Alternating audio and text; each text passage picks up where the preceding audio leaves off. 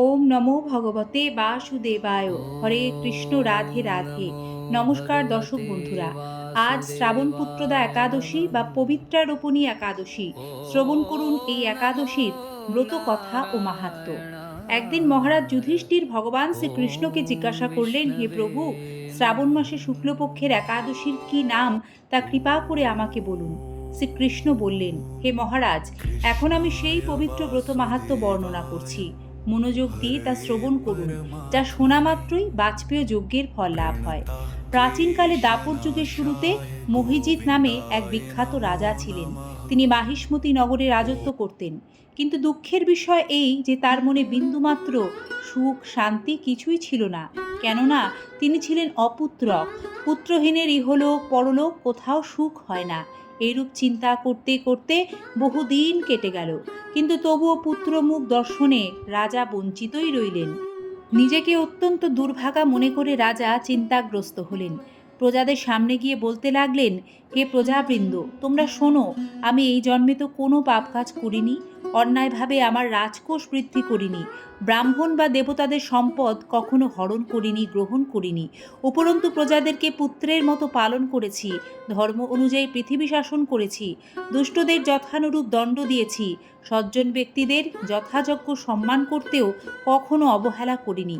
তাই হে ব্রাহ্মণগণ, এই প্রকার ধর্মপথ অবলম্বন করা সত্ত্বেও কেন আমার পুত্র লাভ হলো না, তা আপনারা কৃপা করে অনুসন্ধান করুন। রাজার এই প্রকার কাতর উক্তি শ্রবণে ব্যথিত রাজভক্ত পুরোহিত ব্রাহ্মণগণ রাজার মঙ্গলের জন্য গভীর বনে ত্রিকালজ্ঞ মুনি ঋষির কাছে যেতে মনস্থ করলেন। বনের মধ্যে ঋষিদের আশ্রম সকল দেখতে দেখতে তারা এক মুনির সন্ধান পেলেন। তিনি দীর্ঘায়ু, নিরোগ, নিরাহারে ঘোর তপস্যায় মগ্ন ছিলেন। সর্বশাস্ত্র বিশারদ, ধর্মতত্ত্বজ্ঞ ও ত্রিকালজ্ঞ সেই মহামুনি লোমশ নামে পরিচিত। ব্রহ্মার এক কল্প অতিবাহিত হলে মুনিবরের গায়ের একটি লোম পরিত্যক্ত হতো। এই কারণে এই মহামুনির নাম লোমশ। তাকে দেখে সকলেই ধন্য হলেন।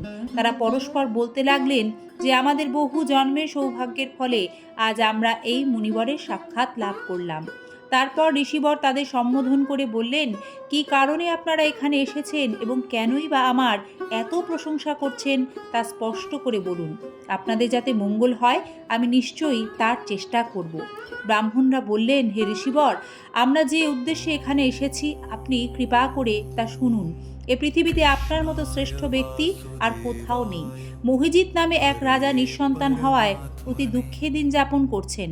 আমরা তার প্রজা, তিনি আমাদেরকে পুত্রের মতো পালন করেন, কিন্তু তিনি পুত্রহীন বলে আমরাও সবাই মর্মাহত। তার দুঃখ দূর করতে আমরা এই বনে প্রবেশ করেছি।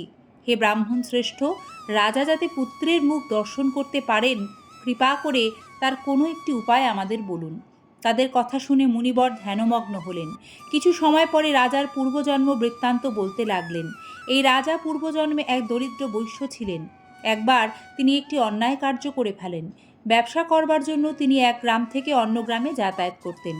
এক সময় জ্যৈষ্ঠ মাসে শুক্লপক্ষের দশমীর দিনে কোথাও যাওয়ার পথে তিনি অত্যন্ত তৃষ্ণার্ত হয়ে পড়েন। গ্রাম প্রান্তে একটি জলাশয় তিনি দেখতে পান, সেখানে জলপানের জন্য যান। একটি গাভী ও তার বাছুর সেখানে জলপান করছিল। তাদেরকে তাড়িয়ে দিয়ে তিনি নিজেই জলপান করতে লাগলেন। এই পাপকর্মের ফলে তিনি পুত্র সুখে বঞ্চিত হয়েছেন, কিন্তু পূর্বজন্মের কোনো পুণ্যের ফলে তিনি এই রকম নিষ্কণ্টক রাজ্য লাভ করেছেন।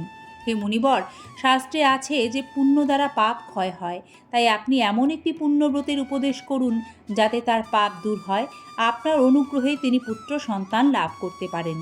লোমশমুনি বললেন, শ্রাবণ মাসে শুক্লপক্ষের পবিত্রারোপণী একাদশী ব্রত অভীষ্ট ফল প্রদান করে। আপনারা যথাবিধি তা সকলে পালন করুন। লোমশমুনির উপদেশ শুনে আনন্দচিত্তে গৃহে প্রত্যাবর্তন করে তারা রাজাকে সে সকল কথা জানালেন।